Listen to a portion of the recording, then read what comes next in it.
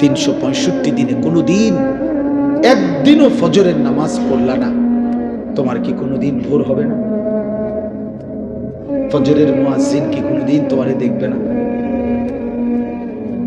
ভোরের যেই পাখি জেগে ওঠে সে কি তোমাকে কোনোদিন দেখবে না?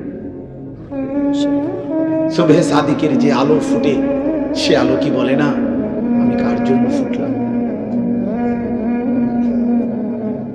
আমরা মুসলমান না? তা আমাদের আল্লাহ যদি আমাদের পছন্দ না হয় তা আল্লাহকে ভালোবাসবে কি? কাফেররা।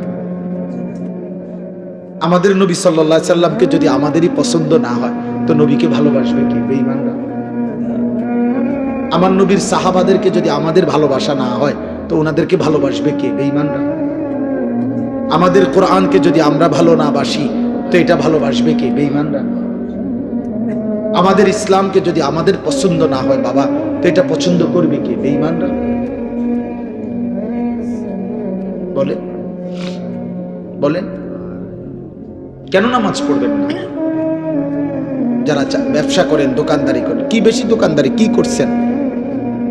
সামান্য একটা দোকান চালাইতে গিয়ে এক ওয়াক্ত নামাজ পড়েন না, একটা অটো চালাইতে গিয়ে এক ওয়াক্ত নামাজ পড়েন না।